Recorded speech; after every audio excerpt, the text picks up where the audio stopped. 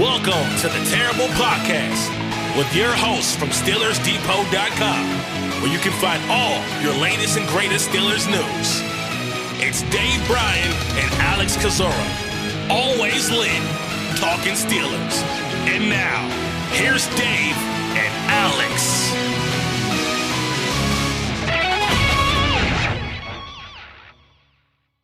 Welcome to the Terrible Podcast, Season 15, Episode 21. He's Dave Bryan. I'm Alex Kozora, SteelersDepot.com. Thanks for being back with us here this Friday, Steelers Nation. Dave, Game 1 of the 2024 NFL regular season in the books, and that was a great way to kick off the new year. An exciting finish between the Kansas City Chiefs and Baltimore Ravens, coming down to the toe of Isaiah Likely, the Chiefs holding on to win that game. Dave, we have a jam-packed show today, getting ready for Pittsburgh's first game of the season against Atlanta this weekend. Got a great guest on later in the show in D. Orlando Ledbetter, who covers the Falcons for the Atlanta Journal-Constitution. Great conversation with him. But Dave, the news of the day is Russell Wilson and that calf injury that crept back up on Thursday on the injury report.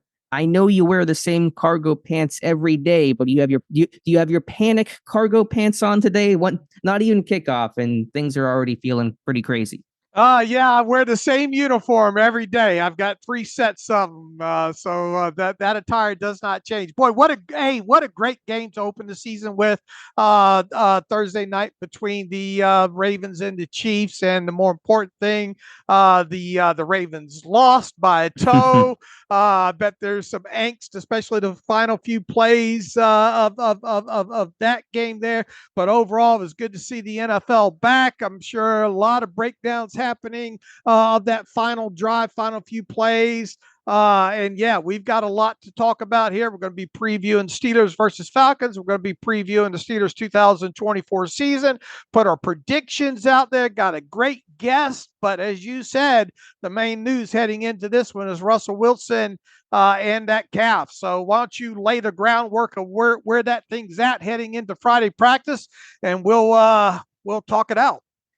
Yeah, Russell Wilson showing up as limited during Thursday's practice with a calf injury, and that's notable anytime the quarterback shows up on the injury report, but doubly notable because Wilson had a calf injury that he suffered on the eve of training camp during the conditioning test that had him out basically the first 2 weeks of training camp, and it is the same calf that he injured back in late July. So Mike Tomlin didn't have a lot of information, said it was not long-term, said it would not impact the game plan. But according to ESPN's Dan Graziano, Wilson went through individual periods, but did not participate in the team period during Thursday's practice. Justin Fields getting all those reps. So all of that is to say that Friday's injury report will be obviously very telling and very much watched after by us and by the entire NFL. So, 48 hours before kickoff, and we're not sure who's starting at quarterback for the Pittsburgh Steelers. Yeah, it's going to be real telling to see the injury / participation report for Friday here, and obviously concerning due to this is something that Russell Wilson obviously dealt with at the start of training camp. And you hear former NFL quarterback Chase Daniel get on after that news yesterday and talk about, you talk about calf injuries and calf strains and quarterbacks and how much it limits them. And specifically a guy like Russell Wilson, who depends on his pocket movement and mobility, even still to some degree at his age and this stage of his career. This is concerning. At least in the way I look at it here. I think, at least to start the season, Russell Wilson gives this team the best chance to win, to rely on his veteran leadership, a been there, done that kind of guy, especially in this kind of offense. And obviously we did not get to see him a lot during the preseason. Obviously missed a lot of time during training camp there. That did I tell you, the good part about all of this is the team did get a much longer look at Justin Fields, and we'll see how important that is or isn't when we get to Sunday against the Falcons here. But I can't help but think at Russell Wilson's age and the nature of this injury, and I just wonder if even if Russell Wilson winds up, practicing limited or full and ends up playing on Sunday against the Falcons, I do wonder if this injury is going to be something that we're talking about as the season progresses here. Mhm. And to me, that is concerning overall. And right now, at this point, obviously waiting for to see what happens on Friday. I do wonder if the right thing here might be to just, if Russell Wilson's not full or not at least what he was in that final preseason game. If he's not to that degree, I almost wonder if the right decision here would be to go ahead and let Justin Fields start this game. It's a fair question, and I should note from Grazi on this report that Wilson was not hurt going into Thursday's practice. So while this is an apparent maybe aggravation of that previous injury, it's not something he's had and it's been lingering and kind of been pushing through at least according to the report, which matches up with the way that he was allowed to basically be full by the end of training camp and play in the final 2 preseason games without any signs of the calf bothering him. But the question is, will this thing keep reoccurring? And do you make a small injury, a large injury, by trying to push through? Pittsburgh had the luxury at the start of training camp to really slow play things because you were in July. There was no big rush. The season was not near, and that is not on the table right now. It's play the guy and have to accelerate this timetable or be cautious again and miss, week 1 action. And that'll be the decision that Pittsburgh has to make. I don't know which way this thing's going to go. My whole criteria for should Wilson play or not comes down to really 2 things. A, can he run your offense as you've game planned it up? If he can't execute some of the play action and the bootlegs, or there's a discomfort or distrust in him being able to do that, then you can't play him. And if there's a chance of making this injury much more significant than what it is, then you don't play him either. If he checks those boxes, if you feel comfortable with him running the offense as it's game planned for, and there's no risk of major injury by trying to push through, then you play him. So which way this thing goes, I don't know. Obviously, we'll see how much he practices and what his game status will be for this one. What if he's called questionable? What if he's limited questionable today? What happens for Sunday? We're not sure. So, yeah, when you have a 35-year-old quarterback with now reoccurring calf injuries, for a guy with declining mobility, it is certainly a red flag. Yeah, all Mike Tomlin said after practice was he's got his calf got tight. We wanted to exercise precaution. We'll see what tomorrow looks like and kind of go from there. He said something along the lines of, they were going to have him checked out and all. So I know there's a couple of major media reports out, but it feels like more speculation than anything at this point. I mean, this really could go either way, and I don't have a great feel of it overall, other than to say that I'm concerned, and even if he is, if he's listed as limited and questionable, we'll have to wait and see what happens during pregame. It might actually get to a point where they look how he looks during the pregame warmups and kind of make a decision from there. And obviously he could probably still dress and as an active emergency quarterback if they needed to, or even dress and be the backup because Kyle Allen. But here's the thing: if you designate Kyle Allen as your emergency backup, the only way he can go into the game is the other 2 quarterbacks are injured. At that point, obviously can't return. So, what a mess to have Alex 48 hours before game 1. But the positive, once again, that I go back to with all this is, at least you got a long look at Justin Fields during training camp and the preseason with the first team offense. Mm-hmm. And obviously he's not a rookie quarterback.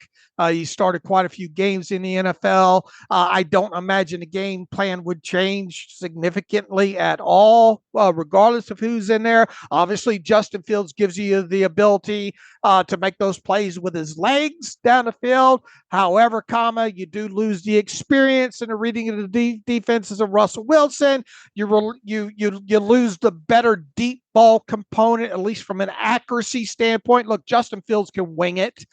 He can sling it. But, we've heard Mike Tomlin talk about how Russell Wilson can drop that thing in a front pocket, front pocket. So you do get concerned on that aspect. You do get concerned a little bit with Fields' ability to read some things defensively. But, my takeaway is I'm concerned about Russell Wilson, but on the back end, I am glad that this team got a long look at Justin Fields. And Friday, of course, will be a very important day. I'm sure people will be listening to this. At least some will be listening before the final injury report comes out, some maybe after. So by the time Friday evening rolls around, we should have some clarity, hopefully, on his status. Just to be clear, the injury itself does not appear to be major, but the implication and possibility of what it could mean for a quarterback of his age that relies on running around to some degree, that is the concerning part about making an injury worse. If he were to try to play through, if he tries to play through and it's less effective, as you mentioned, Chase Daniel, making the comparison to Joe Burrow last year, had a calf injury, a much worse calf injury last summer, but a calf injury all the same. They rested him all summer, played him week 1. He did not look good. He was a shell of himself. The Bengals offense, a complete mess. If Wilson goes out there and can't have complete confidence, or if mechanics struggle because he's trying to compensate, you don't want a repeat of that in Pittsburgh. They can't afford to have these sluggish offensive performances. That's the whole reason why they brought in Wilson and changed out large chunks of this offense, was to improve the production and scoring. So all I can say is we'll see. That's where we're at right now. It's going to be interesting next several hours until this final injury report. And even then, we might still be guessing. Right. If he's questionable, because remember the probable tag is gone, then we may not have exact clarity until 90 minutes before kickoff on Sunday when the teams release their inactives. I imagine, though, either he's going to start or he'll be inactive. I don't think he'll be the number 2 backup. I think it's going to be he's either the starter or he's not playing at all. Right. And look, once again, I just wonder if this is going to be a topic of conversation, his calf throughout the season moving forward here. Yeah, and if he does play, let's say he's cleared and he struggles, will it be because of the calf? Will it, that's going to be the question there if that situation occurs. So not the story you wanted to hear right before kickoff, but it's the hand Pittsburgh has been dealt. All right, what about the rest of the injury report? But wait, there's more. There's more, and there's at least some good news. It's not all doom and gloom here to have this first Friday show before week 1 kicks off. Pittsburgh having 3 players participate fully during Thursday's practice. That is cornerback Corey Trice Jr. with his groin, running back Jalen Warren with his hamstring, and Troy Fautanu with his knee. Also limited was wide receiver Roman Wilson. So the 2 are Wilsons limited. Roman with the ankle injury he suffered way back in late July. Not practicing on Thursday. Defensive end Logan Lee with a calf injury of his own. And Darnell Washington, after practicing in full on Wednesday, did not go Thursday with the knee. Have to watch his status for Friday as well. So good news. Warren should play. Fautanu likely to dress. I don't think he'll start, but should be healthy enough to be the backup behind Dan Moore and Broderick Jones. Trice should be good as well. I'd be very surprised if Wilson dressed, just too much time missed. And Washington will just have to wait and see on that one. Yeah, hopefully that's just a rest day. A little bit when it comes to him. We'll see what the Friday injury report. Boy, they can't afford to have their blocking tight end not playing this game here. So hopefully that's just a little inflammation or whatnot. Maybe having day off yesterday will help within all that. Roman Wilson, I think it's a good bet. We'll see him inactive for this game. Logan Lee, at least we know what's going on with Logan Lee now. Why he probably missed that that preseason finale with the calf, but it's hard to imagine him dressing. Obviously, whoever the 3rd quarterback is will be on the inactive list. Isaac Seumalo's out for this game, so he should be on the inactive list. I would have to think maybe Isaiah Loudermilk ends up being an inactive. And then what will Saturday look like with the elevations? That's another little key piece of this mystery here for week 1. And how will, if anybody is elevated from the practice squad, who's going to sit as the inactive player because of that. So we're either going to have 5, 6, or 7 inactives but we should have a little bit more clarity at least by Saturday evening after the elevations are announced. We should. For the Falcons, they're pretty clean sheet overall. I know there was some Scuttlebutt about tight end Kyle Pitts and his hamstring injury on Wednesday, limited early in the week. He practiced in full on Thursday and tweeted out, I think Wednesday evening, see you all on Sunday. So he will play. Also, linebacker Nate Landman had a small injury. I think he's going to be good. And the big news there, not that it's any surprise or was any ever in doubt, but Kirk Cousins will play, will start coming off the torn Achilles. Last year, he has been full throughout the week. So Atlanta, they rested their starters. They were very careful with those guys in the preseason. They should all be good to go for week number 1. Yeah, Pitts is going to play. I think he said as much on Twitter. No reason not to believe it. Doesn't sound like he missed many reps regardless and all. And he's certainly somebody the Steelers are going to have to contend with along with Bijan Robinson in this game. Dave, before we talk with D. Orlando Ledbetter and get his perspective on the Falcons, let's just briefly discuss the coordinators for Pittsburgh speaking on Thursday, as they always do, Arthur Smith and Teryl Austin. I don't think either of them said anything earth-shattering, nothing that we did not expect or did not anticipate hearing. But starting with Arthur Smith, any impressions? I know he was asked about going back to Atlanta, and there's so many storylines with this game day between Smith and all the ex-Falcons going there, and Tomlin and Morris, the veteran quarterbacks, but Arthur Smith downplaying the revenge angle of his return, saying he's not an emotional, petty person. He just focused on Pittsburgh and winning this game. He can say what he wants, but you got to know he's thinking win one for the Smither. Yes, not the Gipper, the Smither. Win one for the Smither here. He said all the right things. You know, if you get caught up here with worrying about this one game and those things associated with it, you're going to get yourself in trouble here. So I like how he handled that question. A lot of generic questions, kind of overall, how being a head coach has affected him as a coordinator. He says, yeah, completely different perspective. Things you used to worry about, maybe agitated you once you see the other side of it. He says, I've said this before, you've got a little more empathy of what goes on being a head coach. Really, sometimes the why decisions a lot of the times on the head coach on the head coach's plate. He sees that. He said certainly Mike Tomlin has been doing this a long time, so I feel like a way more understanding. Sometimes even as a young assistant or position coach, I get a little hard headed even as a coordinator. So yeah, you have a totally different perspective there.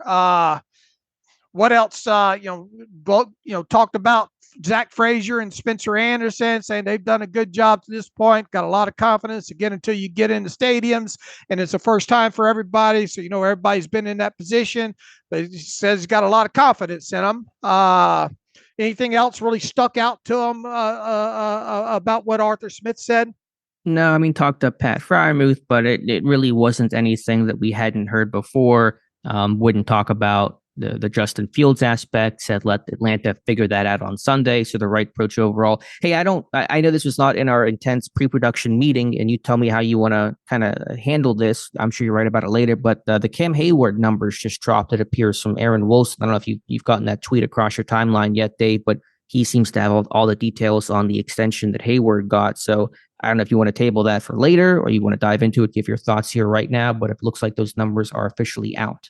Yeah, it looks like $14.7 million signing bonus, $16 million total guaranteed of the deal, salaries of $1.3 million. Roster bonuses, decent size. Yeah, looks like what does it say here? It's hard to kind of read the way he's written this out here. Yeah. He's got guaranteed. Let's see, salaries 1.3 million, 1.3 million, and 1.3 million. Roster bonuses of 13.45 million in 2025.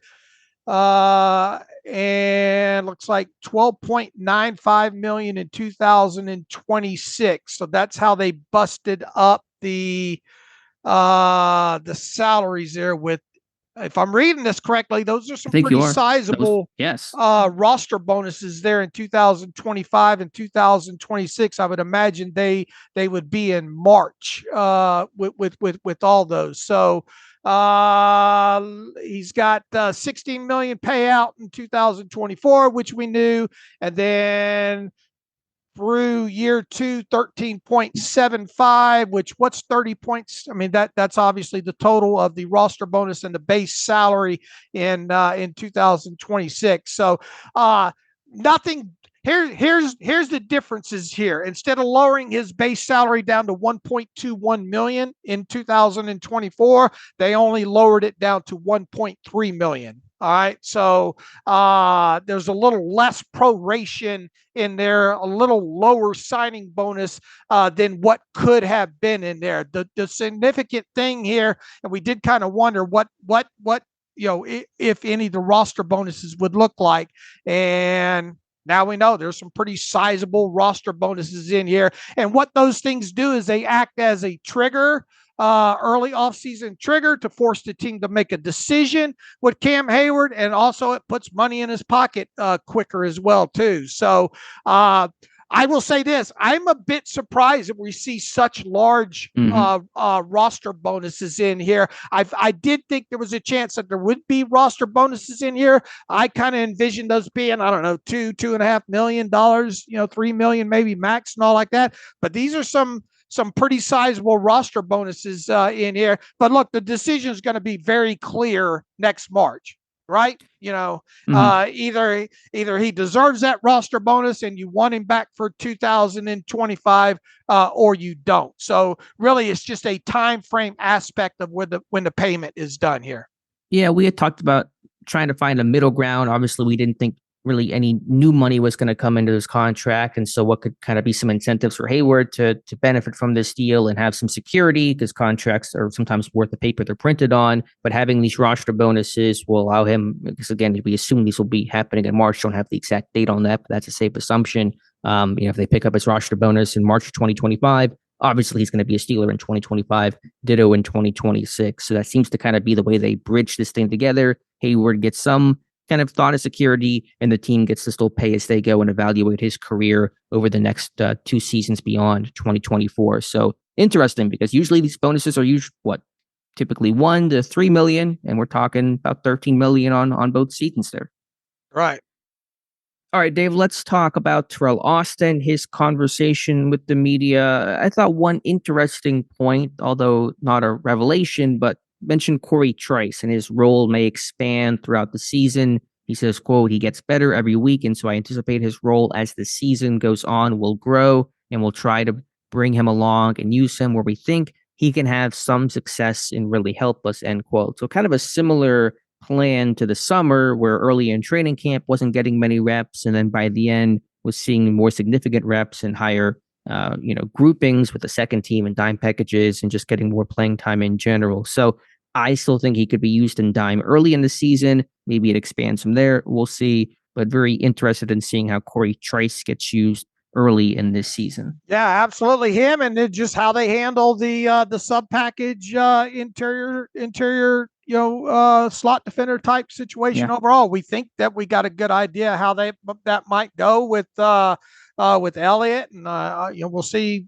between Beanie Bishop. We'll see if Thomas Graham gets elevated, all like that, and might Trice be in some dimes. So at least it gives them some options there. Look, I'm just glad this guy's back healthy, get an opportunity now to contribute to this team. Very physical guy we saw during the preseason, can help in that aspect of it as well too. So it will be starting in week 1, to count of snaps, where he was used, what packages he was used, and how that role indeed grows, if any, as the season goes on.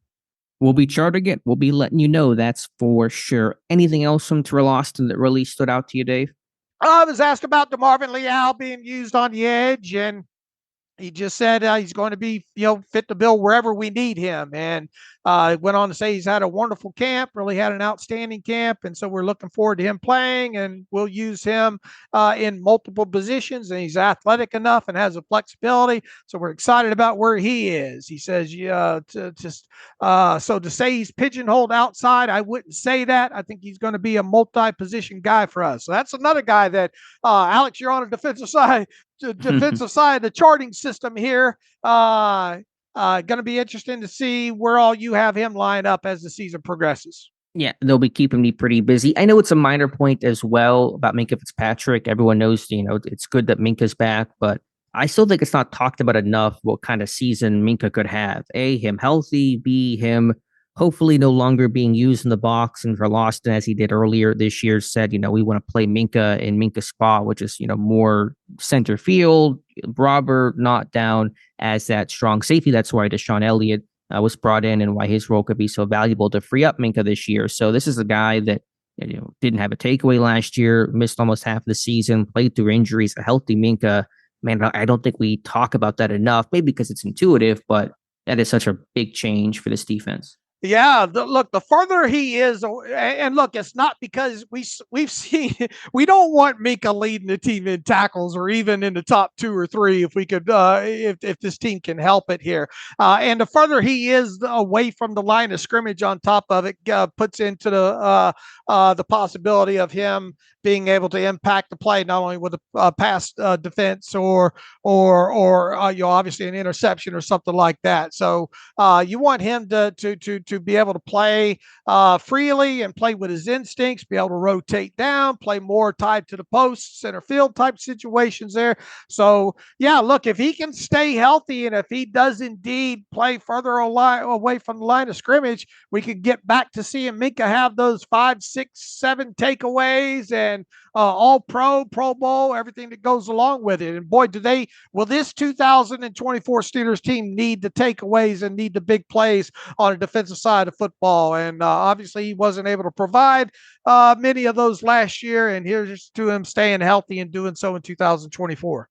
And last time this team was down in Atlanta, it was Minka who called game with a game-sealing interception, or almost pick six. Remember, he ran out like the 2-yard line. He could have walked it in and just very unselfishly went out of bounds. So hopefully he can do the same again, get that first interception in a long time. You can bet he's hungry for it. All right, Dave, anything else from the coordinators? I think it was pretty chalk overall. Yeah, vanilla. We got a lot bigger fish to fry here. Yep. All right, Dave, with that being said, birds to fry.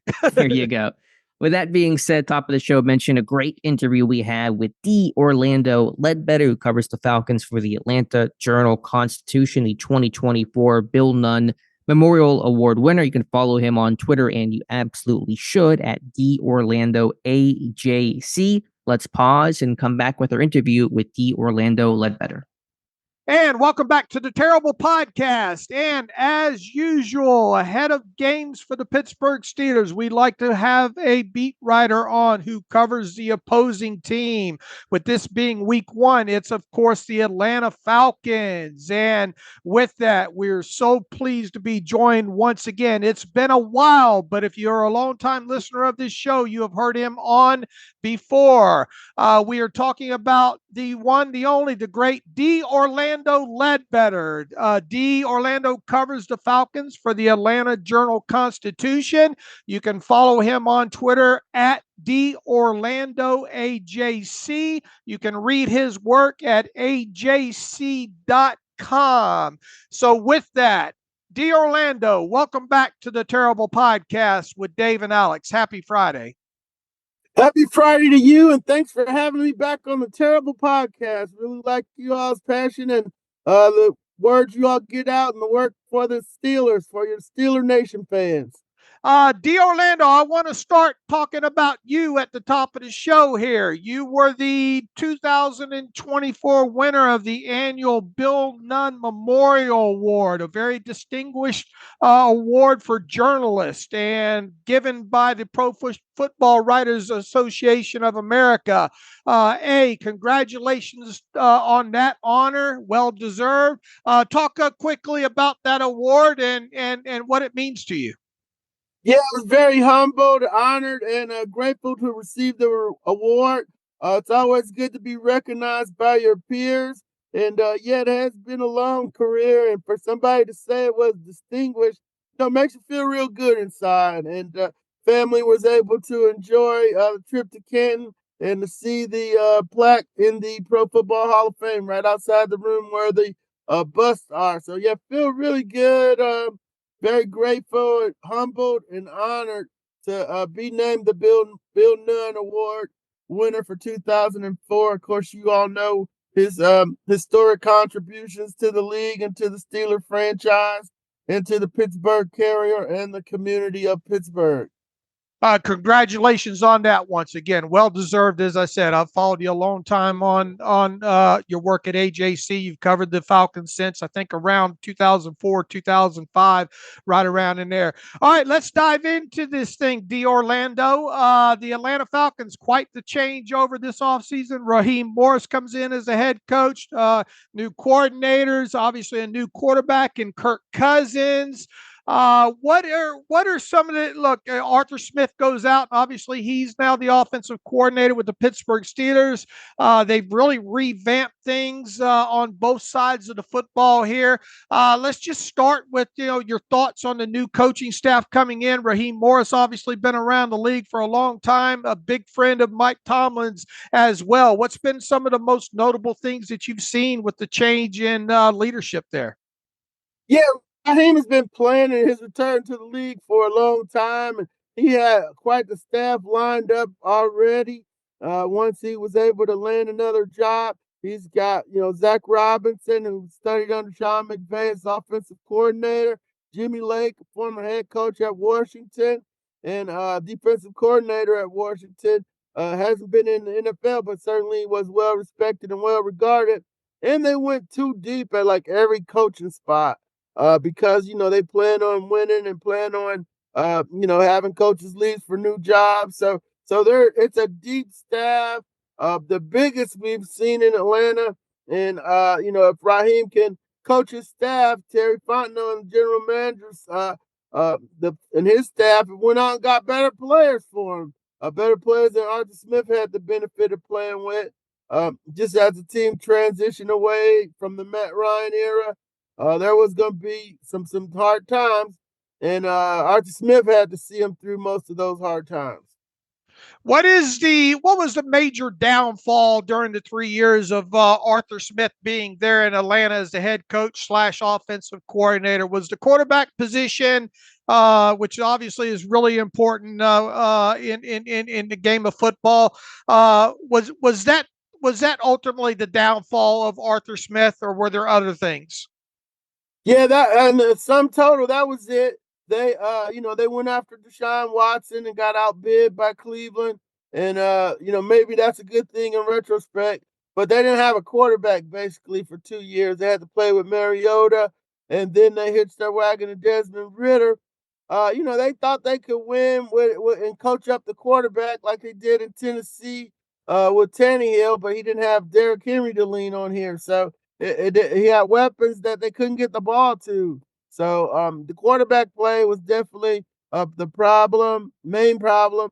And, folks, you got to dig in the notes a little bit to understand that they played the second season with an $80 million dead cap hit, which was a league record at the time. Orlando, to stick on quarterback, a two-part question. Kirk Cousins, big signing. How's he looking coming off the torn Achilles? And then I know it's been rehashed, I'm sure, on your end a million times, but why did this team draft Michael Penix Jr.? And you called it, I think in an April mock draft, you said they were going to draft Michael Penix Jr. What gave you the insight that he was going to be their guy? Yeah, Kirk's been looking good. It's been amazing to me that I'm like, I couldn't tell that he was injured, as far back as OTAs and so forth. They weren't hitting him, but he wasn't running. They just had him dropping back and throwing. So he kept his upper body together during that rehab period where he's working on his legs. And then as Kent went on, he kept getting better and better. Really looking at ball placement because, ball placement wasn't a thing with Desmond Ritter. And he's been able to get the ball out to the receivers and look strong and healthy. Now, we'll see when he starts getting hit. As far as Michael Penix, we go to the combine, we hit the Senior Bowl, we hit all the pro days around here, Georgia, Clemson, Auburn, Alabama. And so the word on the streets was the Falcons were doing a lot of homework on Michael Penix, and Mr. Nagy down at the Senior Bowl kept pointing that out to me. And then the Falcons flew the whole front office out to Seattle. So they were kind of tipping their hands a little bit, even though people thought they needed a pass rusher, and they did. But they decided, they were going to go best player available, and they weren't going to be naked at quarterback after experiencing what they did in the post-Matt Ryan era.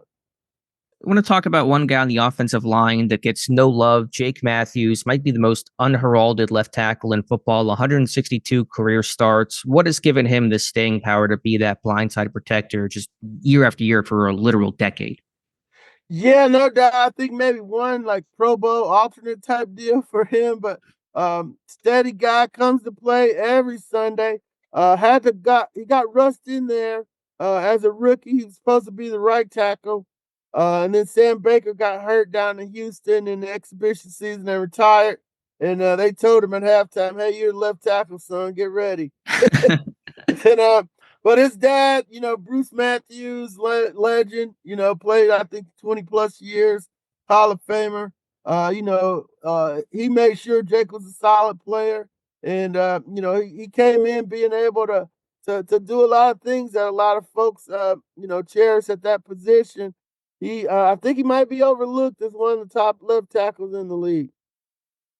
Orlando, we notice and it's really hard to prep from this game as an outsider here because of Kirk Cousins not playing in the preseason. Obviously, offenses are real vanilla during the preseason, and on top of that, got a new coaching staff in there. So we've had to piece some things together, what we can from obviously Minnesota and the Rams, and what little we've seen in preseason.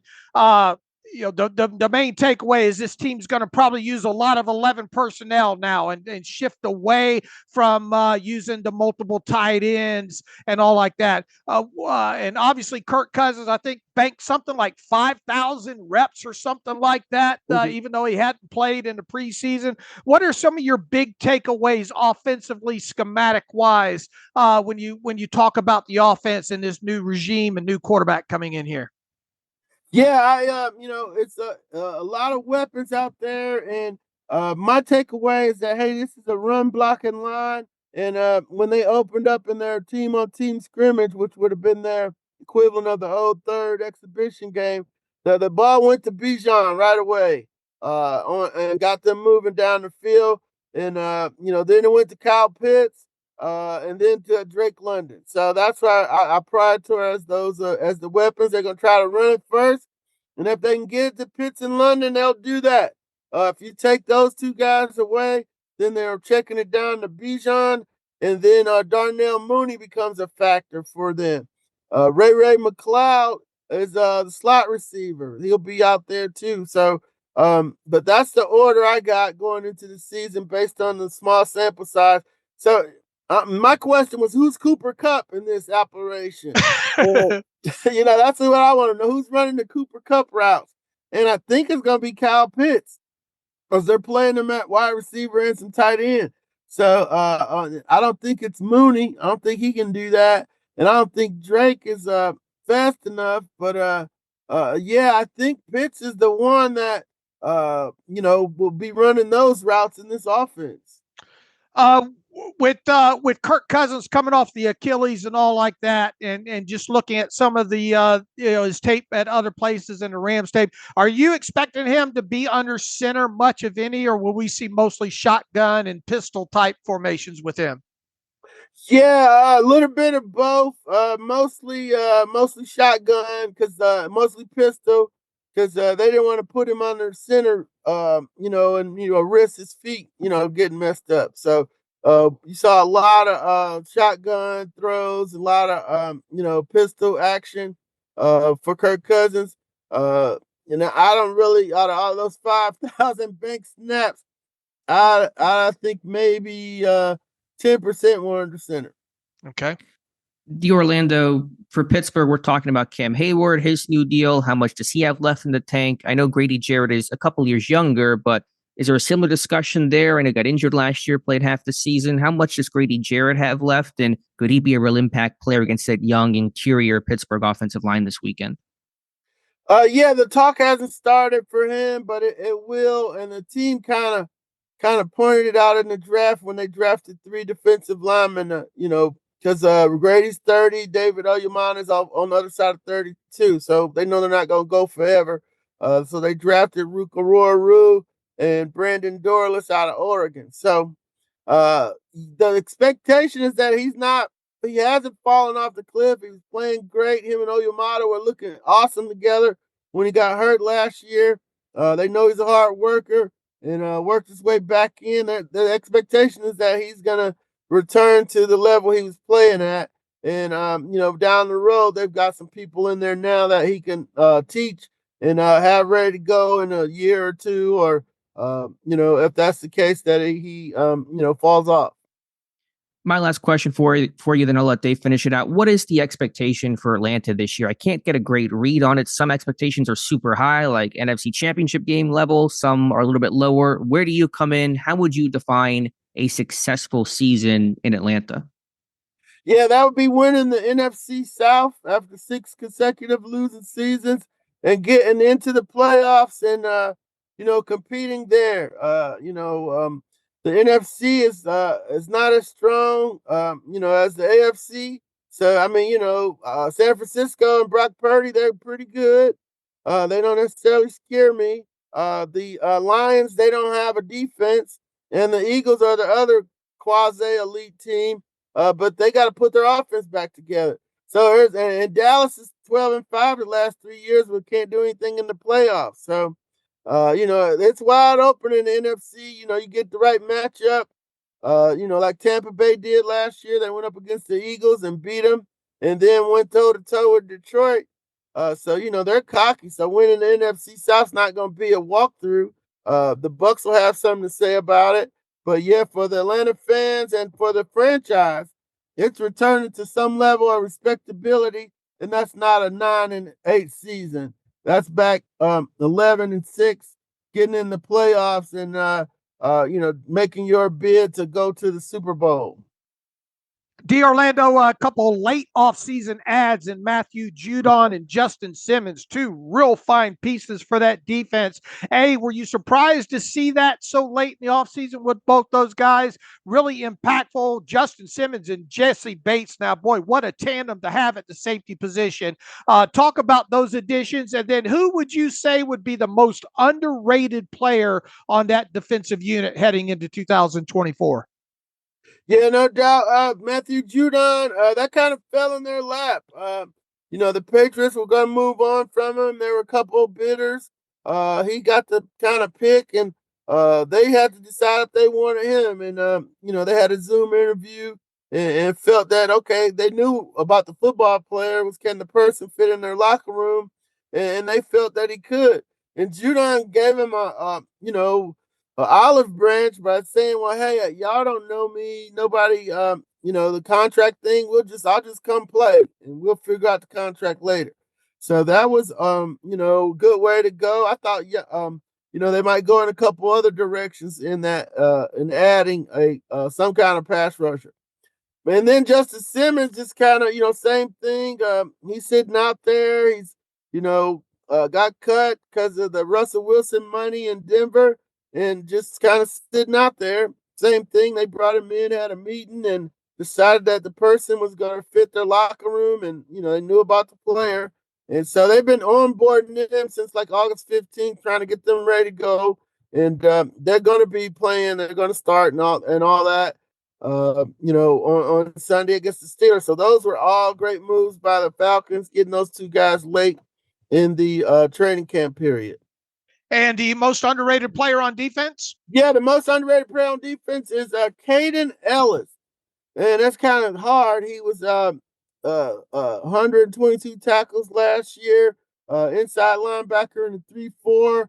He can cover the running backs out of the backfield, and he can blitz a little bit. So, that makes him a kind of a triple threat as an inside linebacker. And I think he's kind of the glue that holds that thing together, him and Jesse Bates. And if they get Grady back, certainly up front. And then, Judon will be free to be disruptive, and be on his mission to destroy things, is like he said.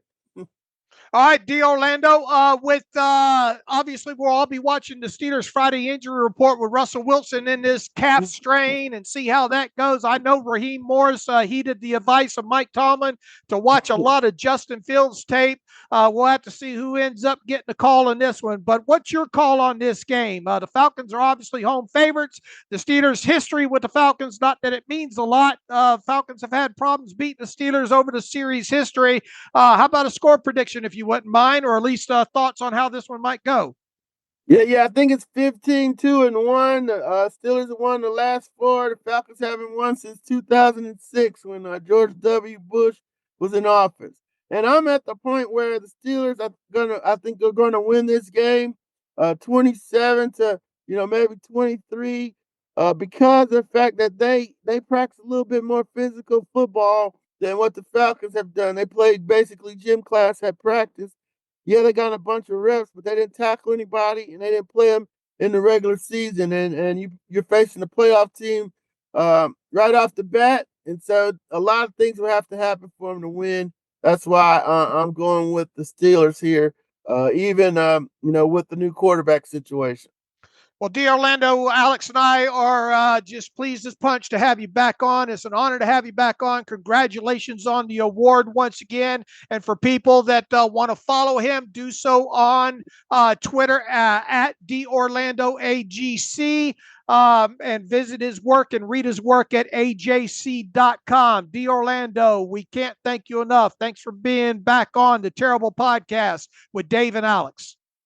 Well, thank you, Dave and Alex. It's my pleasure to join the Terrible Podcast. You guys take care and have a great season.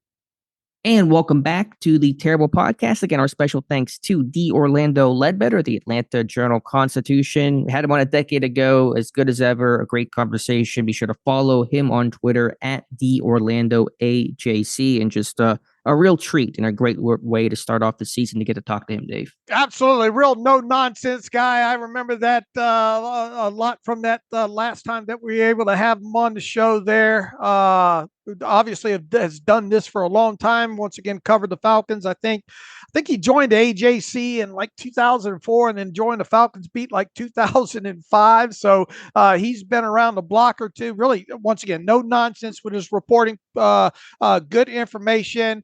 Very good guy. Good get for the Terrible Podcast. So thankful for that. And please shout him out too. If you're on Twitter and you listened to the interview and enjoyed his insight, and I think that you guys did, please let him know. I mean, that's a guy that's very busy. I'm sure is in demand this time of year, and so really appreciate him taking his time to talk with us. All right, Dave, let's jump into our own Steelers-Falcons preview. Sunday, 1 p.m. Eastern Time, kicking off the 2024 season. Mentioned this before, there's a lot of unknown that naturally comes with week one for any team, but I think even more so for this Falcons squad with a new head coach and Raheem Morris, new coaching staff, schematic changes. Basically did not play essentially any of their starters in the preseason, so there was a real blank slate aspect to this matchup for Pittsburgh. Let's start with the Falcons offense. New OC, you mentioned some of the schematic changes, a big departure from the Arthur Smith system of tight end heavy to 11 personnel heavy under Zach Robinson, who, as D. Orlando said, comes from the Sean McVay tree. A lot of changes here. What is your expectation? What are your thoughts on this Falcons offense? First and foremost, it's hard enough to prepare for a week one game from a tape study aspect, just in general, because it's week one and not a lot usually to go off of during a preseason. But generally, if you don't have a new coaching staff, you can go back and look at last year's stuff, and to best prepare for this with the study, you have to go several angles. Go back and watch a little bit of the Minnesota Vikings stuff with Kirk Cousins and his play, obviously, at the quarterback position there. Go over to the Los Angeles Rams with Zach Robinson and kind of pick up some things that they tried to do schematically there, and then try to fold in what what little insight you can get from the preseason on top of it, and then you mix in some stats and some things that other renowned evaluators have picked up on during the preseason as well too. And I think the big takeaway here is, you're coming out of Arthur Smith as the offensive or head coach, offensive coordinator in Atlanta. Obviously used heavy tight end usage, not a lot of 11 personnel. I think who was it? Doug Farrar put out on Twitter that the Falcons had 190 snaps and 11 personnel in the entire 2023 season. 11 personnel, obviously 3 wide receivers in the NFL, dead last in the NFL. That's not new news. We've covered that. Alex has written about that quite a bit. But one interesting observation by Doug Farrar was the Falcons had 185 snaps and 11 personnel in the 2024 preseason, most in the NFL. And albeit Kirk Cousins did not play, did not really see a lot of the starters overall in there. I think our main takeaway here, I'm going to go out on a limb here, is we're going to see the Falcons use a lot of 11 personnel with Kirk Cousins now at quarterback, and obviously new offensive staff over there. I think, and I asked Orlando about this as well too, with Kirk Cousins obviously coming off the injury that he came off of, and just his nature in general, and Zach Robinson's background and all. We're probably going to see a lot of shotgun, a lot of pistol stuff with them offensively. Probably not so much under the center type situation here with Kirk Cousins. So that is the first major, I think, takeaway, look ahead when it comes to Falcons in week 1 offensively. Agreed. A much different offense compared to last year, polar opposite basically of what Arthur Smith did to what Zach Robinson and company will do in this game. Obviously, they're going to lean on the run overall. They got a first-round guy in Bijan Robinson. It's going to be a lot of zone schemes, but some man duo in there. Not a lot of power, not a lot of gap schemes from what I saw in the preseason tape, which is, I think, typical of the personality of the Rams-based teams overall. I really want to see how Pittsburgh defends the middle of the field in this one, not only with Kyle Pitts, obviously one of their top weapons, but they run. Atlanta does a lot of dagger concepts and levels, and those linebackers are Pittsburgh, Patrick Queen, Peyton Wilson. Can they get depth? Can they take away some of those throws? And how well can corners match up on, the break point on a dig route? Can you be able to run with those guys and stay in their hip pocket? So I really want to see the middle of the field may determine, how successful Atlanta is offensively and how successful Pittsburgh is defensively. I thought it was interesting, Orlando mentioning who's going to be their Cooper Kupp and talking about Kyle Pitts, and that makes a lot of sense. You got basically a wide receiver characteristics in a tight end, a guy that they can detach from the line of scrimmage and move around and do a lot of things with him. And you got a quarterback, a very experienced quarterback in Kirk Cousins, who's been there, done that guy that is not afraid to use the middle of the field.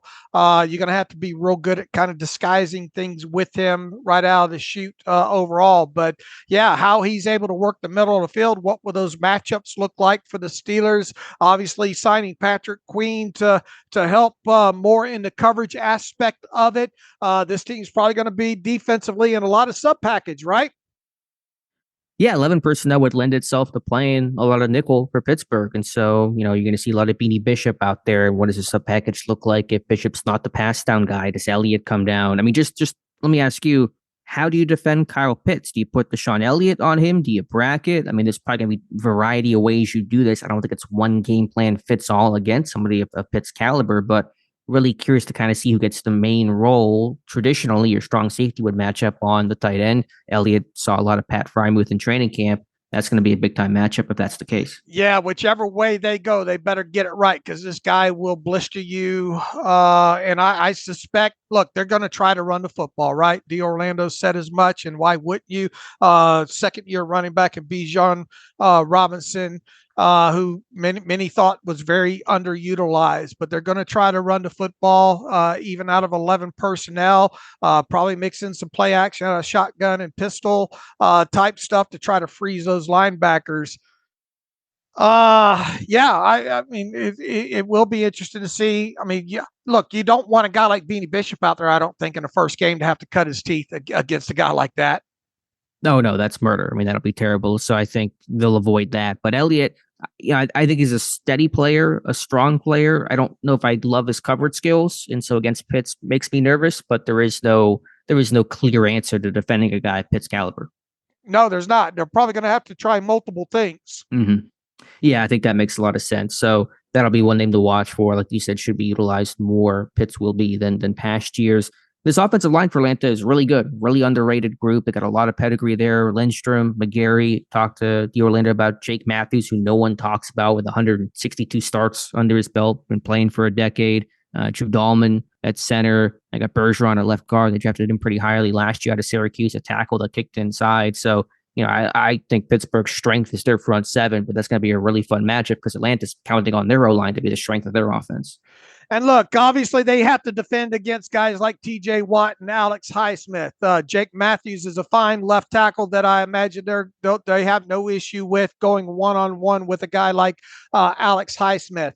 The other side there, though, with Caleb McGarry, probably the guy that you're going to need to give the help to with chipping, tight end, running back.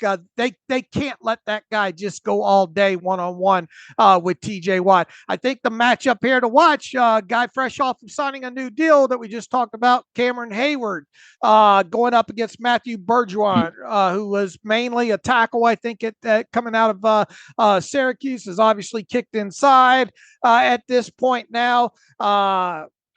You need to try some twists and some stunts with Highsmith and Hayward to try to get. I think that's the area that you want to attack the most. And then I don't know how much base you're going to be in this defense with going up against 11 personnel, but in instances where you do get Keanu Benton lined up over the head of Drew Dahlman, that's obviously a matchup to watch there as well too. We talked about what a great summer Larry Ogunjobi has had, and how he's looked the best that he's looked in a Steelers uniform since he came to Pittsburgh here. If you can get him set up one-on-one with Chris Lindstrom there over at right guard, that's another interesting matchup to watch here. But overall, top to bottom, that's a well put together offensive line. I would think, though, that the way the position or player you really want to attack here the most, maybe the matchup to watch, would be Cam Hayward on Matthew Bergeron. Mm-hmm. I agree. It's a great point. And it's obvious and true for any game, but get pressure on Kirk Cousins. I mean, they were 30-something-year-old quarterback off the Achilles, not known for his mobility even before the injury. He's not going to be the run threat they've had in past years. The run quarterback element with Desmond Ridder and Marcus Mariota, even though those were worse quarterbacks, that's not going to be a factor. So you can really hone in on Robinson and then get Cousins off his spot, and he's not going to be able to extend the play and scramble for yards the way the other quarterbacks have. He's certainly a lot more Matt Ryan than he would be a Mariota type. So can you be able to collapse the pocket, get this guy to be flushed into the hands of Highsmith and Watt? That's winning football for Pittsburgh. Absolutely. And, got to be careful with Bijan in all areas, catching the football out of the backfield. Look, when it comes to Kirk Cousins' first game, I know he joked about, man, I can't wait to take that first hit. Almost want to thank whoever gives that to me. Look, he's not going to be mad to get bounced around one or two times there, but he obviously does not want to make a game out of being on his back here. The onus is probably going to be, at least in this first couple of games for the Falcons specifically, to get the football out of his hands quickly here. The best way to do that is and obviously going to have to watch the play action. Could be deadly in this one, and you got to match up with these eligibles, as they come out, to try to get him, try to confuse him a little bit as well too. Some rotations, pre-snap rotations, things of that, because the longer you can have Kirk Cousins hold on to the football, especially with, even had he not suffered this injury, we're not talking about the most mobile quarterback in the NFL as well. So the longer you can get him to hold on to the football, the better. I'd look to do that too. You got to stop the run on the early downs or stop play successes overall on first and second down. You got to get this Falcons defense in 3rd and 7 or more in situations that are going to be more prime for Kirk Cousins to hold on to the football to obviously allow his eligibles to get down the field some. So if they can't get the Falcons in 3rd and 7 or greater a lot of times in this game, it could make for a long day for the Pittsburgh Steelers defense, especially if they can't contain Kyle Pitts. Yeah, they can't stay on schedule for that run game. You got to get them into those 3rd and long situations. And, will Pitts have to chip TJ Watt? If he does, then that's going to hurt him in terms of his route combinations. But I imagine they're going to have some different creative ways to allow Pitts to still run his routes without having to chip and kind of stay in the check release against a guy like TJ Watt. Last thing I want to note here for this matchup offensively in Atlanta, I think this game can also be talked about the bigs on the outside, offensively, defensively. For the Falcons offense, Drake London against Joey Porter Jr. That's big on big. 2 guys with pedigree, 1st-round picks, high 2nd-round pick with size, athleticism. How does that matchup go? Who wins those contested moments downfield? And then we'll talk about defensively, George Pickens versus A.J. Terrell of the Falcons. So I think whoever kind of wins those outside big on big matchups could dictate the winner of this game. And look, Darnell Mooney can get down the field as well, too. And there's going to be planned shot plays in certain situations. I'd be real cautious when the Falcons when and if they cross the midfield stripe. That's kind of a perfect opportunity to kind of dial up some of those shot plays or sudden change of possessions or something along those lines. So both those guys are still relatively young overall, and Drake London and Darnell Mooney. But Darnell Mooney, he can make some big plays in this offense if you let him get behind you. I know Porter downplayed the whole playing, matchups things, but this is a perfect matchup game. Porter on London, big on big. You don't want Dante Jackson at 5'9" on Drake London, and I want Jackson on the 5'10" fast Darnell Mooney because Jackson can turn and run and can match with the quickness and the downfield, vertical ability. So to me, this is a clear cut. Porter follows London. Jackson will be on Mooney. That's how you take care of the receivers. Yeah, and then old friend Ray McLeod, seemingly going to get a lot of snaps in the slot there for them. Yeah, and so I'm sure he won't be running the 2-yard routes he was running in Pittsburgh. Probably a little more downfield in this game. Let's talk Falcons defense here. A switch for their scheme, going to a 3-4.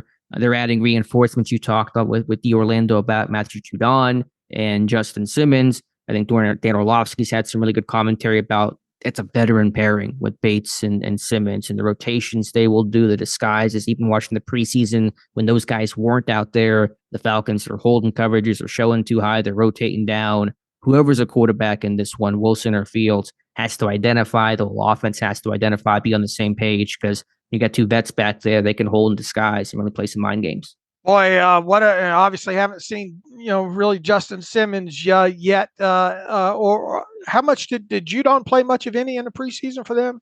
I think they basically all sat out. Yeah. I don't remember seeing much of any of him at all in there. But look, you paired Justin Simmons with Jesse Bates. That's a fine safety tandem overall there. Here's the thing, and we know what the Steelers' game plan is in this one, regardless who the quarterback is. They want to try to establish the run. They need to have early down success with the running game. If the Falcons are able to stop that without having to bring a safety down and do what they want with their safeties, it's going to make this game a lot harder on the Steelers, especially when it comes to throwing the football here. So you're going to have to win this game in the trenches for the Steelers up front. You're going to have to do it with Spencer Anderson at left guard and a rookie. Welcome to the NFL, Zach Frazier. Seeing David Onyemata and Grady Jarrett up there up front and all, and whoever we think it's going to be Broderick Jones at right tackle, going to have to protect that edge over there as well. But they've got some experience now with the addition of Justin Simmons and Matthew Judon and obviously Jesse Bates, and got some talented corners overall. Obviously got to be able to find a way to scheme open George Pickens. What about all them slants we saw? Who was that with the Chiefs run? Rice. Yeah, Rice. Boy, Boy, I'd like to see some quick slants to George Pickens, get the ball to him, get that ball out quickly and get it to him in space and let him, you wrote already and talked about yards after the catch and improvement Pickens has made. Need to see some of that. And I think Pat Fryermuth's going to be another one that they've got to make a concerted effort to get the ball in his hands, whether it be zone or man or what have you, in this game. Running the football is paramount. We all know that going into this. And then as the passing game goes, I imagine it's going to work through Pickens and Fryermuth. It starts up front. It starts in the middle. How does that interior O-line of Zach Frazier in his first start, Spencer Anderson in his first start, work against Grady Jarrett? To me, is where everything will kind of be dictated off and built off of from there. Can they work on their combos and be able to communicate effectively and climb to the second level? Can they handle the point of attack when Frazier's on Jarrett one-on-one? Can he anchor and can he be aggressive and be good with his timing on his punch to win those matchups? So, Jarrett was hurt last year, but he's still a top, interior defensive tackle in football, top 15 type of guy, if not even better than that. And so that's kind of where I'm circling to start things, because if you can't handle Jarrett up front in the middle, nothing else is going to work.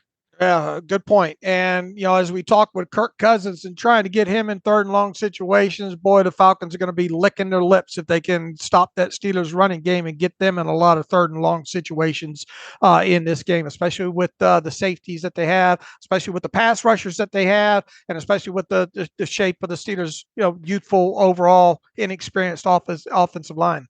Yeah, especially if you're in third and long is tough territory for any situation. But Atlanta, like a lot of teams are doing, they're going to give exotic looks with their D-line on third and long. They can have dual three techs and these wide defensive ends and really kind of stress the edges of your pass protection. They can go with some 3-by-1 looks on the D-line, 3 defensive linemen aligned to one side with a backside end, and they can run some twists and games out of that.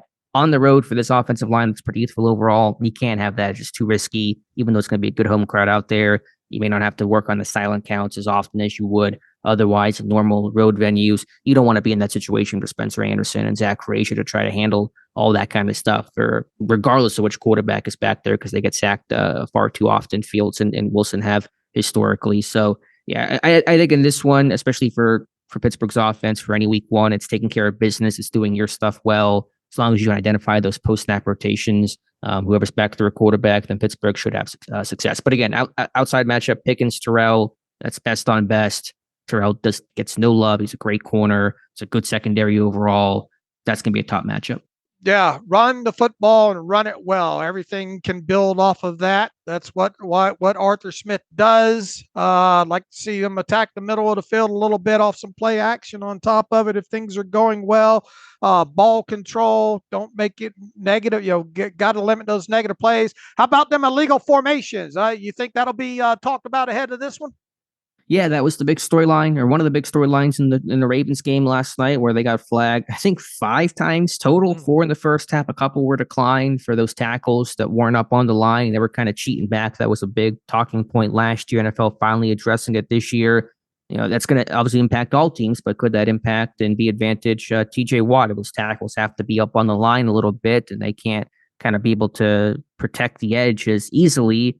It could be an advantage for TJ Watt, but of course, Atlanta's saying the same thing about Matthew Judon against Broderick Jones, so it can work both ways.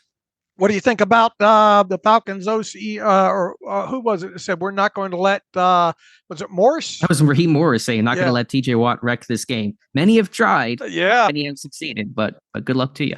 Yeah. Easier said than done. Look, the only way this team's going to win games this year is a large amount of them is if they've got all their cash in, most of the cash invested on the defensive side of football. We've talked about this front seven all off season.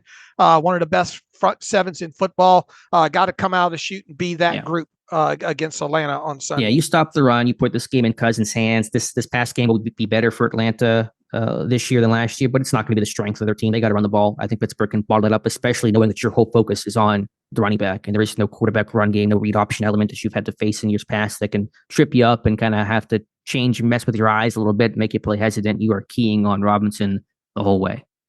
Okay. All right, Dave, I think it's time to make our picks for this week. We'll, of course, save our predictions for the Steelers and Falcons game last. And then after that, we'll do our season predictions. I know you had your season prediction post go up yesterday with some really interesting thoughts there. But before we do that, let's make our picks for week number 1. Yeah, and right out of shoot, Thursday night, you got a 1-0 lead over me. The line was 3. I didn't think the Ravens would win it, but I thought the Ravens would make it close, which, I mean, it came down to the final. By a literal toe. Yeah, it came down to the final play of the game there. It seems like Harbaugh would have went for 2 in the win, which either way would have given me the cover, but I get the L to start with. That'll make several listeners happy there. But moving on, let's see. Friday night, we got over in Brazil, Packers and Eagles. Eagles are 2-point favorites in this one. Not sure why the game is playing in Brazil. It feels like a logistical nightmare, all the stories we've heard about it, but which team is making like an hour and a half trip to travel to the stadium? I forget if it's the Eagles or the Packers. Either way, I'll go Packers in this one, Dave. I like the Packers in an upset here. I think the Packers are a team to watch that could compete for this thing with Jordan Love and company. And even though they've got a low cash spending at the wide receiver group that we talked about earlier in the week there. Give me the Packers +2. I'm with you. Patriots on the road against the Bengals, right? Bengals 8-point favorites against the Patriots. Yeah, Chase will play. I know it's been a weird situation there, but he's going to be out there. Healthy Burrow, potent offense. Give me Cincinnati. Give me Cincinnati to cover. I'll lay the 8 as well, too. Cardinals on the road against the Bills. Bills 6.5-point favorites. Bills are at home, you said? Yeah. All right, give me Buffalo. Let me just double check, make sure I got this right here. Yes. Yeah, give me Buffalo as well, too. Lay those points at home against the Cardinals. Jaguars, the Battle of Florida. At least one of the battles of Florida. Jaguars on the road against the Dolphins. Dolphins laying 3. That's a tough one. I mean, Jacksonville, they skidded down at the finish last year. That speed at wide receiver for Miami, those fresh legs, too much for Jacksonville to handle. I'll go Dolphins. I'm going to go Dolphins along with you for all the reasons you mentioned there. I think we're staying in step here. All right, Texans on the road against the Colts. AFC South battle to start the season. Texans favored by 3 on the road against the Colts. I'm all in on the Texans this year, but with Richardson back, first game, divisional matchup, Texans win, Colts cover. I'm going to take the Texans to cover, win by a touchdown in this one. Vikings on the road against the Giants. I won't be tuning this one in. Vikings on the road laying 1.5. Yeah, this is not the most exciting week 1 matchup. Don't have a great feel for this one overall. I'll go Giants. I'll go Vikings laid 1.5 on the road. Titans on the road against the Bears. Bears 3.5-point home favorites with the rookie quarterback. Yeah, Caleb Williams has been impressive in just limited preseason action. I'll go Chicago. They finished the end of last year on a really strong note, had a good offseason. Give me the Bears. I'll take the Titans on the road to win this outright. So give me those 3.5 points. Panthers on the road against the Saints. Saints laying 4 against the Panthers. You know what I'll say in Dave Canales' debut? I'll go Panthers in this one. I'm going to go Saints. Give me Saints to cover that 4. Broncos on the road against the Seahawks. Seahawks laying 6. Against another rookie quarterback, right? Yeah, against Bo Nix. It's a rookie head coach and Mike McDonald versus the veteran in Sean Payton. This one's tough. The line was 6, you said? 6. Seahawks by 6. I'm going to say Denver covers. I'm going to take Seahawks to cover in this one. Lay the 6. Raiders on the road against the Chargers. Harbaugh's debut. Laying 3 at home against the Raiders. Yeah, I'm going to take the Chargers in this one, Dave. I'm going to take the Raiders in this one. We're really on the week 1's going to set the tone for the season. Yeah, give me +3 on that. Cowboys on the road against the Browns. The Browns are favored in this by 2.5 points. Yeah, this one's going to be a tough one overall. The really potent Cowboys offense that was top in the NFL last year, and the Browns defense for stretches looked really elite as well. Tom Brady on the call on this one. I will go... We have a better quarterback play. I'll go Cowboys. I'm going to go Cowboys to upset them on the road there. I'll take the 2.5 points with you. Commanders on the road against the Buccaneers. Buccaneers laying 3.5 at home. This one's tough. I think Shane Daniels has been super impressive. I'll say Dan Quinn gets the victory. I'm going to take the Buccaneers and Baker Mayfield lay to 3.5. Rams on the road against the Lions. Lions laying 4.5. Yeah, I'm going to go with Detroit in this one. I'm going to go with Detroit as well, too, lay that 4.5. And that brings us, I think, to the Monday night game. The 49ers hosting the Jets. 49ers laying 4.5. Yeah, Aaron Rodgers is returning. That defense is strong with Sauce Gardner and Quinnen Williams, but against the Niners with everyone together for them, man, this one is tough. I will go with the Niners, though, by a touchdown. I'll take the Niners as well, too. Lay the 4.5 at home against the Jets on Monday night. Circling back, we have now, lines moved a little bit, actually, probably because of the Russell Wilson news and all. Falcons at home, laying 3.5 against the Steelers. Yeah, this one's tough. I've talked about all offseason since the schedule came out. Don't underestimate Atlanta. This is going to be a really strong team. It's going to be a well-coached team. They're better, and that was before they added Judon and Justin Simmons to reinforce that defense all the more. Ultimately, I think for a week one preparation standpoint, I think Tomlin's been good. Their success against Atlanta overall is evident, even though it's just history and doesn't mean a whole lot. What it comes down to is I think Pittsburgh can stop the run. If you stop the run and contain Bijan Robinson, then I think, you really put the Falcons in a tough spot there, keep them off schedule and put the game in Kirk Cousins' hands, not where they want to be in his first game back from the torn Achilles. I think this offense, regardless of quarterback, can be able to run the ball well and just be more organized and competent, better schematically. So overall, I will take Pittsburgh in this one, 23-17. All right, I have the Steelers 20-17 in this one. I was a lot more confident in it for all this Russell Wilson calf stuff came back up. Look, new coaching staff and all have to work out probably a few kinks and all, and how much rust might there be on Kirk Cousins. I'm going to trust the Steelers front seven in this game more than anything else and be a deciding factor, maybe get a takeaway or two in this one to be the deciding factor. We'll all be on pins and needles in the fourth quarter with 2 minutes to go, as is usual the case. But I think the Steelers maybe pull this one out with a late field goal. So I have it 2017 Steelers in this one. But it should be a close game, and I imagine Steeler Nation will be there to support the team.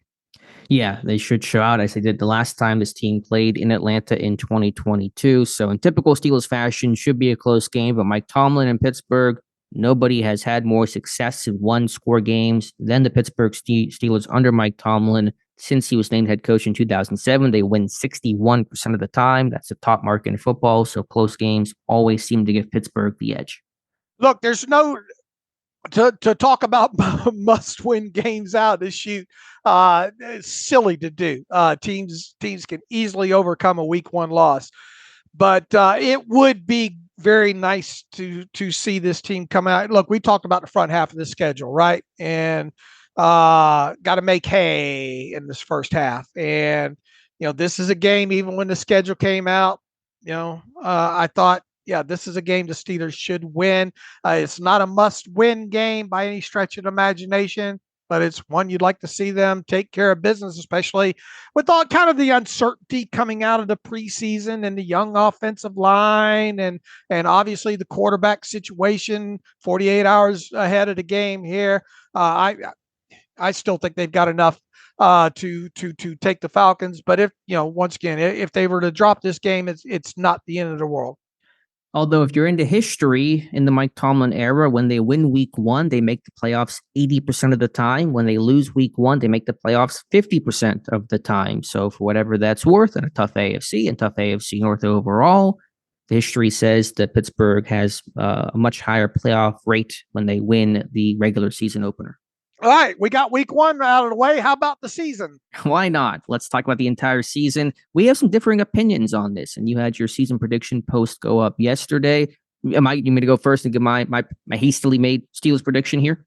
Yeah, go ahead. All right, and I load the season prediction stuff. You guys know the whole story there, but my prediction for this one, for what it's worth, Pittsburgh finishing the year 10-7, a third place finish in the AFC North. They will make the playoffs. They will be the 6th or 7th seed, And they gotta show me they can win a playoff game. I think this roster has the talent to do so. I've said that. That's what I thought Russell Wilson brought more than anything else, the ability for Pittsburgh to get over the hump and at least win a playoff game. Not the ultimate goal, but it would be a step forward. It would be progress. But I think they will still be one and done. That is my prediction until they can prove to me otherwise. It's a tough schedule. It's a tough AFC North. It's going to be a healthier group. At least we assume, but who knows what will happen there. But I just go back to Dave. This team won 10 games a year ago with just impossibly with a much worse quarterback, one of the worst OCs of all time, in-season change there. A defense that lost all their linebackers, all their safeties, Cam Hayward for half the season, yet they found a way to persevere and still win 10 games. So this roster that looks better on paper, never knowing how a season will go with injuries, etc., obviously, but I think they can at least match that. I don't have them exceeding that because of the difficulty of the division and the schedule. You guys know the story there, but I got 10-7 again for the Pittsburgh Steelers. All right. Hopefully you're correct and they make the playoffs. However many wins that takes. You're making me the bad guy here. I am. And I'll get some nasty emails, I'm sure, for this. Look, I was all set to go 10-7 on this prior to Thursday, and then this whole Russell Wilson thing creeps back up, and I start to get a little bit of cold feet. And you're right. When you look back at last year, how the hell did this team win 10 games? Now, look, I think I was more bullish on them. Do you remember what your prediction was last year? I think I was 11. I can check. Yeah, I think I was 10 games. That's my set. That admittedly, my safe spot is the old. That's normally where mine is. The old obviously we've got 17 games now, but I used to be what was I for years? 10-6 or something like that. And I think you were one game less, than me last year. And look, they lost some games that they should have won. You look at the Colts and Patriots and the Cardinals and. If not for Mason Rudolph doing what he did down the stretch, I mean, props to Mike Tomlin for getting that out of this squad last year, even with all the injuries that they had, specifically at linebacker and Minka and all like that. I said at the top of the show, I'm bugged about this Russell Wilson thing, and I even if he plays, I wonder if this is going to become a thing throughout the season there. I was so bugged that I flipped one game because of it. It caused me to flip one game. I think I like a lot of what Justin Fields' skill set brings to the table, but I think just top to bottom, Russell Wilson gives you the better chance to win at least one more game. And yes, I agree. This, even coordinator, the coordinator's obviously better than what they were last year. I think personnel top to bottom, this is a better built team. But it is a tougher schedule. I struggle with the back half of that schedule, and all six division games over a span of eight weeks. And yeah, you got the Eagles and the Chiefs mixed in there. I wonder about them losing one or two in the first half of the season that we think they could win. I went 9-8 with them, Alex. Late shift. And because I'm bugged about the whole Russell Wilson thing, that's the best way to put it. Overall there. Obviously, I think the defense is going to have to hold up their part of the bargain for this team to win. I think the ceiling on this team can potentially be 12 wins overall here. And obviously, look, if this team wins 12 or more games, Mike Tomlin, I think, should get Coach of the Year honors here. There's just a few games that I kind of wonder about, and I wonder about specifically at the quarterback position. We talk about this adjusted net yards per passing attempt stat. How much better can it be for either Russell Wilson or Justin Fields? And can the defense do it long enough against some of these offenses, especially as the season goes on, if there's any attrition or all like that? I'm sorry, folks. I got them 9-8, not making the playoffs. I've got them third in the AFC North at that. I have them tying Baltimore. I'm not as bullish on Ravens as I probably should be, but this is a tough division. I've got them going 3-3 in a division as well too.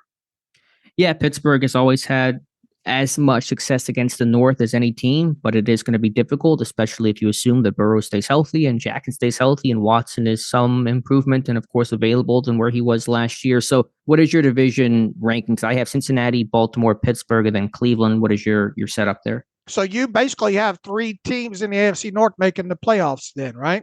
I do, yes. I mean, I've got it Cincinnati, Baltimore, Pittsburgh, Cleveland. Okay, so you have the same. Do you have only one team making it from the AFC North in the playoffs? Just the Bengals? Just the Bengals. Who are your wildcard teams? Where is it here?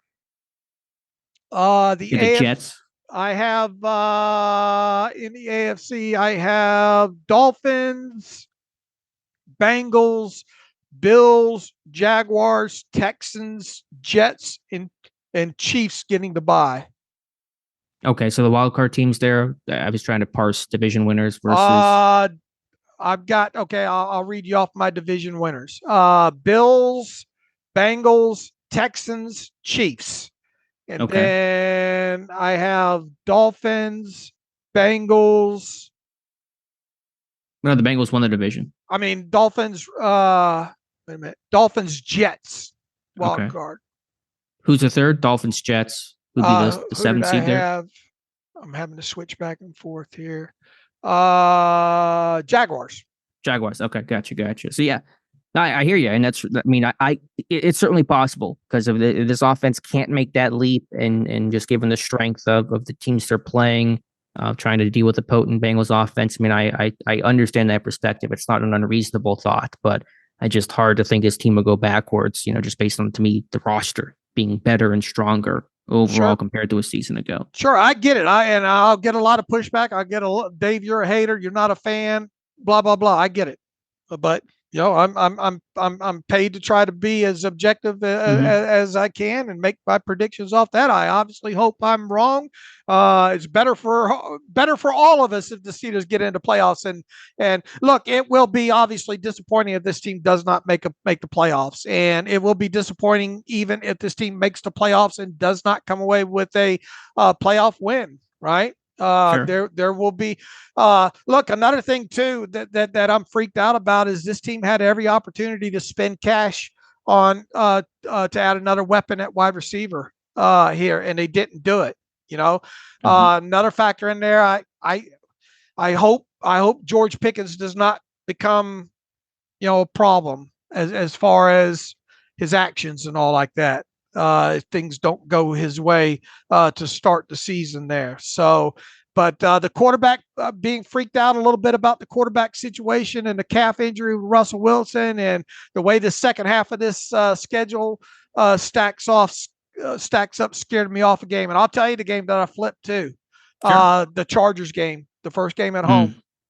Week 3. Yeah, that's going to be a tough one against Harbaugh. I mean, they're going to be a physical team, no nonsense team. It's a roster revival and a lot of reshaping there. But like I've been saying, I mean, the first half of the schedule, I guess, is quote unquote easier than the back half. But the back half, who knows how that'll look? Week 13 is impossible to predict. Week 3 usually a bit easier to predict. And at Atlanta, at Denver, hosting the Chargers, going to Indy, then hosting Dallas. That's still a tough first 5 weeks. There was no cakewalk in that first 5 games. Look, I have them obviously beating the Falcons in week 1. In week 2, I have them beating the Broncos. I already told you the first home game against the Chargers, have them lose. I haven't coming out of the first 4 games with 3 wins.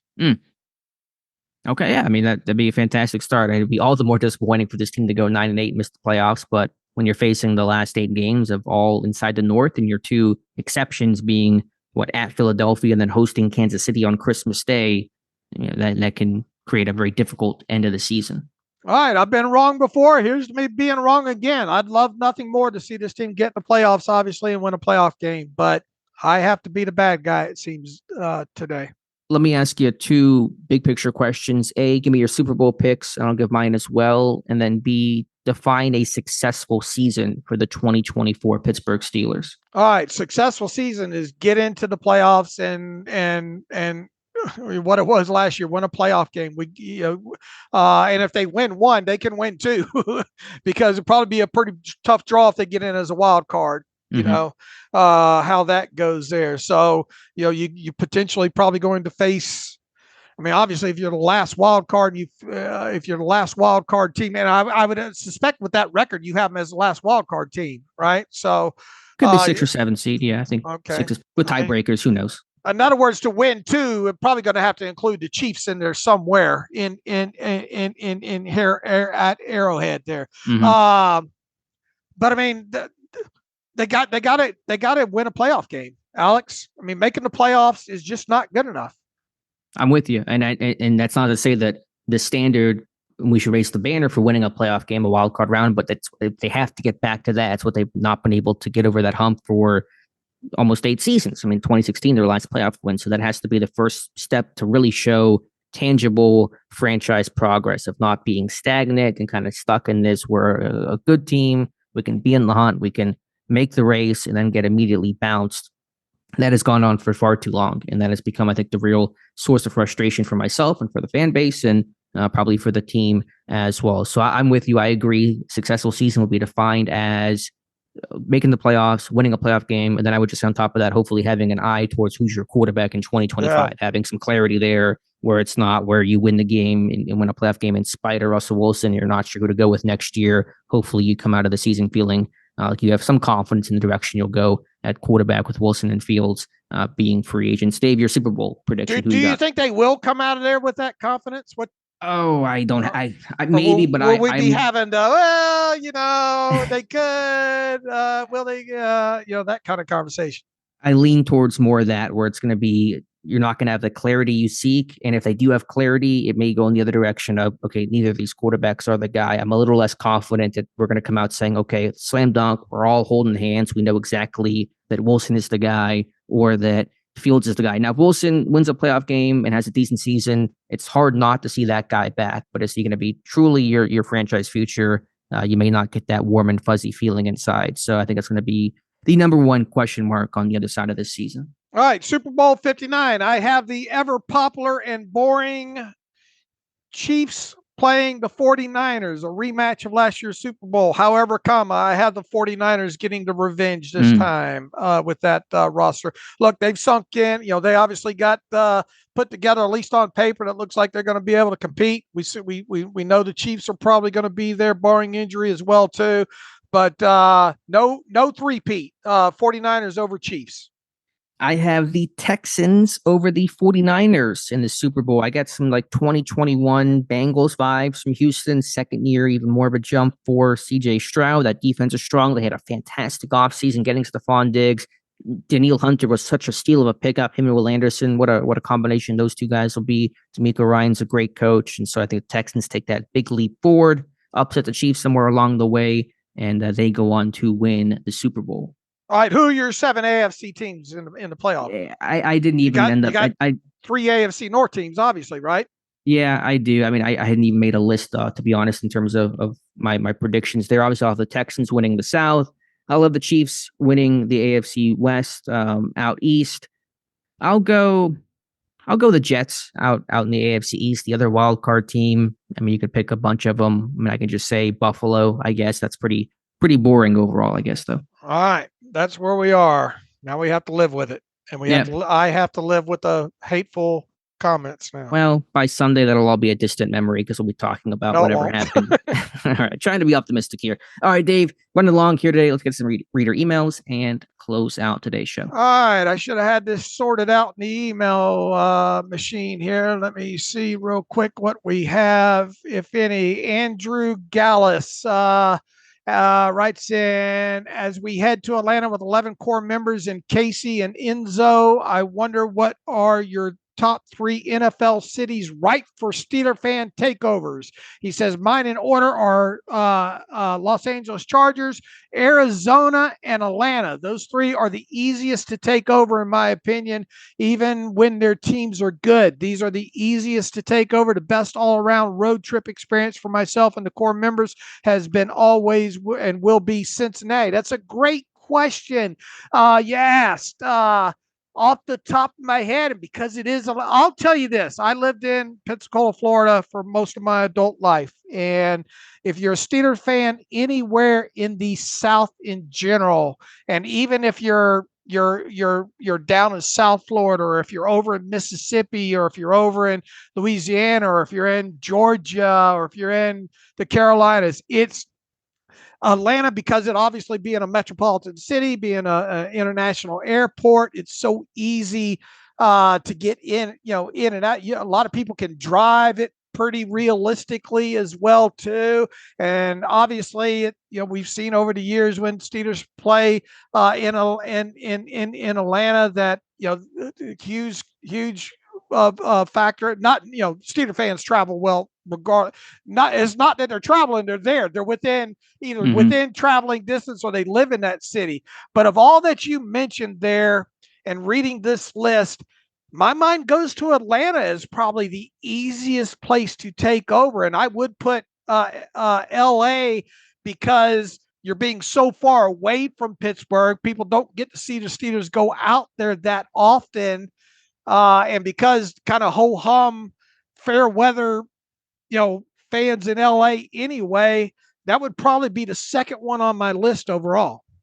Yeah, those are great choices. I think Arizona is a good one too. The only other one I could even think of would be maybe Jacksonville, because you don't get a great, hugely strong presence out there. Right. But that's probably for similar reasons as Atlanta that you mentioned. So I think those are probably the best suggestions to make.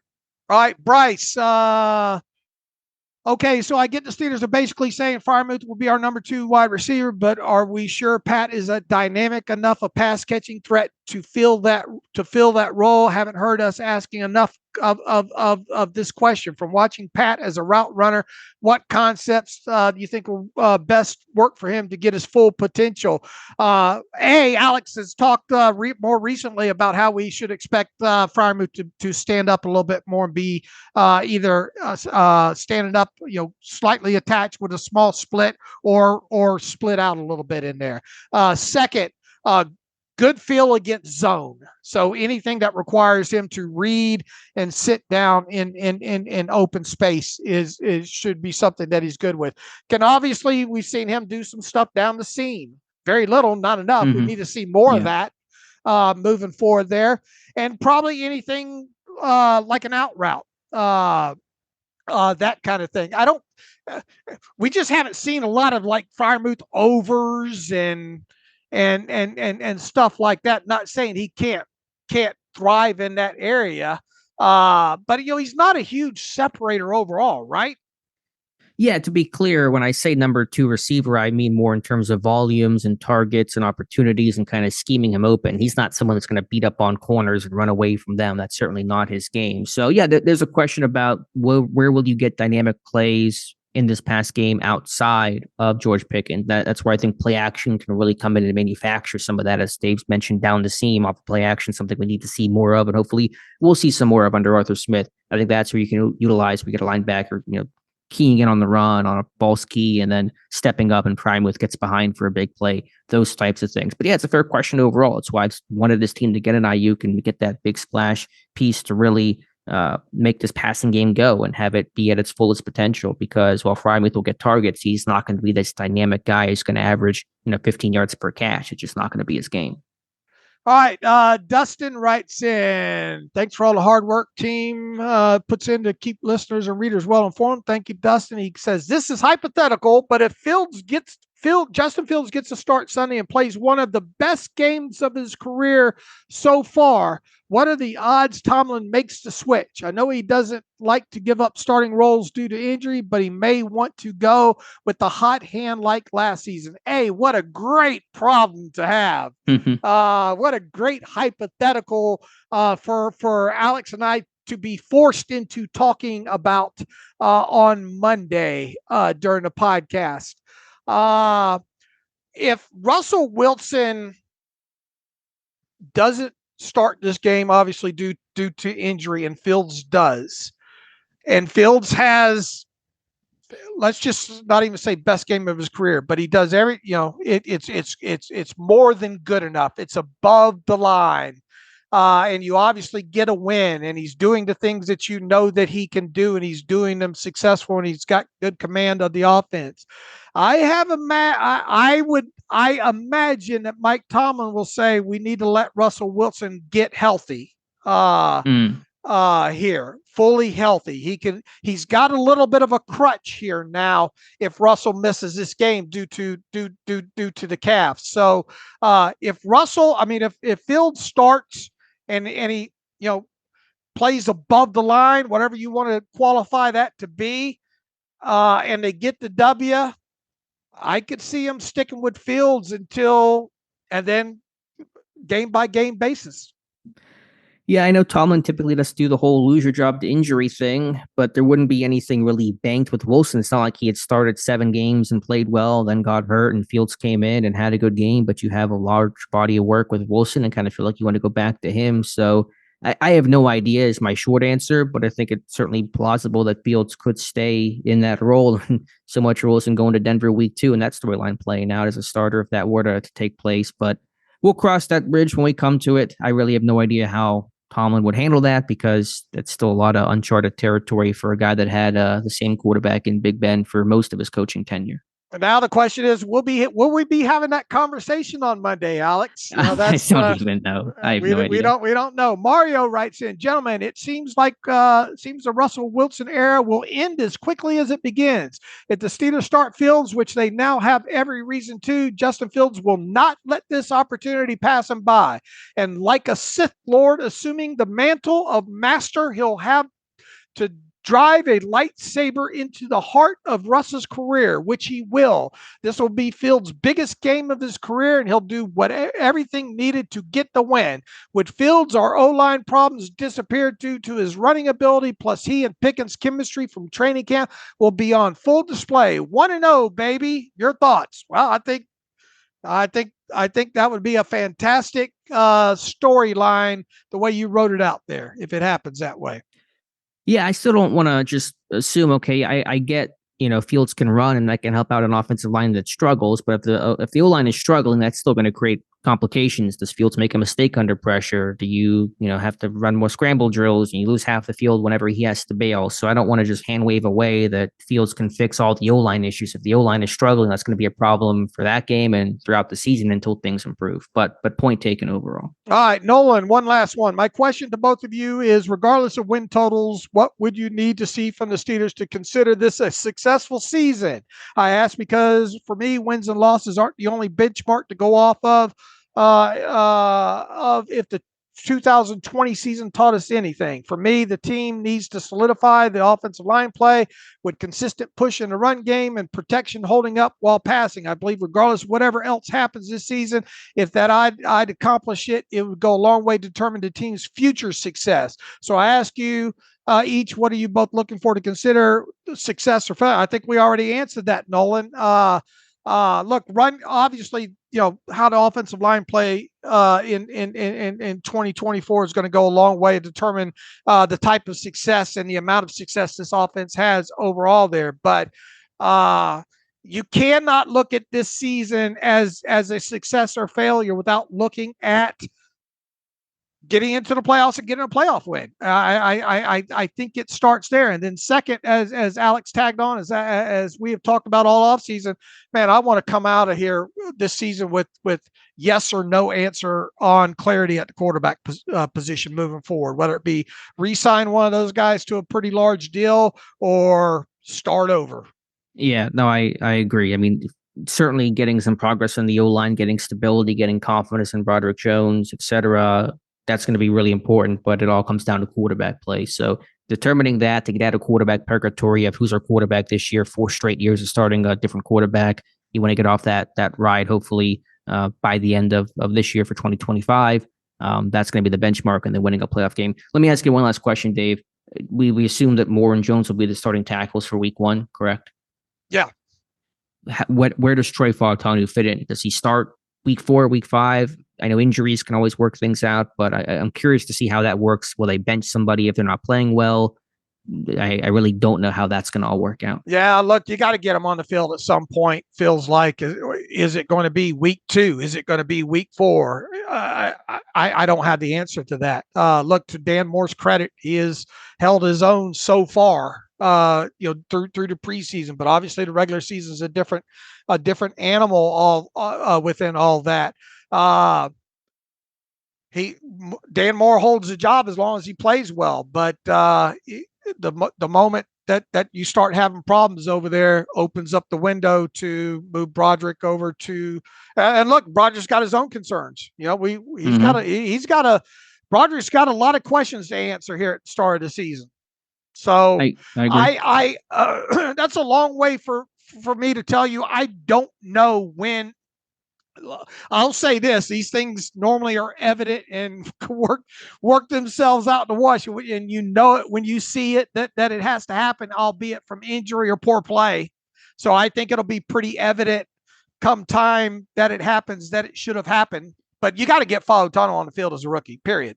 I don't know. They weren't really doing with Broderick Jones last year. Would it be dramatically different with Fautano this year? Fautano's a lot more experienced, and he seems and he says that he's a lot more comfortable over there at right tackle. There, I'll be surprised if we're coming out of the bye. I'll leave it at this. I'll be surprised if we're coming out of the bye week and Fautano's still on the sideline. So let's assume that Moore and Jones stay healthy the entire season. Do you think one of them gets benched at some point in the season where Fautano works his way in the starting lineup? Yes. Okay, I'm not convinced. But maybe we could be in week 12. Then you and Fautano's played 12 snaps in. What you're saying? I think essentially yes. I mean, there'd be a way to work him as a tackle eligible and that kind of stuff. But yeah, I think it's potentially where he is sitting most of his rookie year. Isn't a bad option there, by the way. Yeah, it wouldn't be the worst thing. He's an older guy, but it wouldn't be the worst thing in the world. If he's sitting, that means the tackles are playing well and they stayed healthy, and those are all good things for Pittsburgh to deal with. All right. That's all I got. Until next time, when we're on the other side with our next podcast and have a regular season game in the books, any final thoughts, Dave? Yeah, we might have a special podcast if any of these deals go down. So stay tuned for Saturday and Sunday. Obviously, we'll be watching injury reports today. Got all the game previews up and more information coming on Saturday. Any elevations, a Mike Tomlin show recap on Saturday evening. So a lot of reason to get by the site if you're not already doing so at SteelersDepot.com. And then obviously, if any contract news breaks, we'll have a special, probably short podcast for that. And then obviously we'll be back on Monday with a regular edition. So you can follow me on Twitter /X at Steelers Depot. Follow Alex at Alex_Kozora. Follow the show at Terrible Podcast. Email the show, theterriblepodcast@gmail.com. If you like what we do and want to donate to the cause, SteelersDepot.com. Hit the donate button. Also, if you like an ad-free version, SteelersDepot.com. Hit the ad-free button. Follow the directions that way. Happy 2024 season to everybody. Thank you for listening to the Terrible Podcast with Dave and Alex.